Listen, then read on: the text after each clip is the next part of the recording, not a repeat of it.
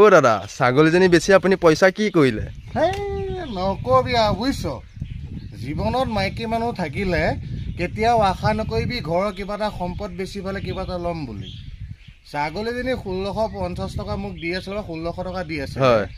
তাই বেপাৰীটো চিনাকি কাৰণে 2050 টকাত বেছি দিলে বেছি দিয়াৰ পিছত মই বোলো ঘৰৰ কিবা কিবি পূজাও আহিছে বজাৰ পাতি কেইটামান কৰিম মনতেহে ভাবি আছিলো সন্ধিয়ালৈ ওলালে নহয় লেঠা বোলে কি হৈছে বোলে বুকুখন বিষাইছে ডক্টৰ তাৰপৰা সংগে বলাচোন বোলে কোনটো ডক্টৰৰ ওচৰত যাবি বোলে পাথৰী চালিৰ ওচৰত থকা ডক্টৰৰ ওচৰলৈ যাওঁ বোলো হয় নেকি ঠিকে আছে লৈ গ'লো ডক্টৰ তাত সোমাই পেলাই গেছৰ টেবলেট মাত্ৰ এটা লৈছে লৈ কাষতে থকা আপোনাৰ মণিহাৰী দোকানখন সোমাই লৈ মোৰ মাথাটোৱে নষ্ট কৰিলে কি কৈছো আপোনাৰ 1550 টকা কচমেটিকেই লৈছে আৰু হেগাল কি কৰি বোলে নহয় বোলে তোৰ বেমাৰহে বোলে নহয় বোলে মোৰ গেছটো হৈ আছিলে গেছৰ টেবলেট খাই দিলে ভাল পালো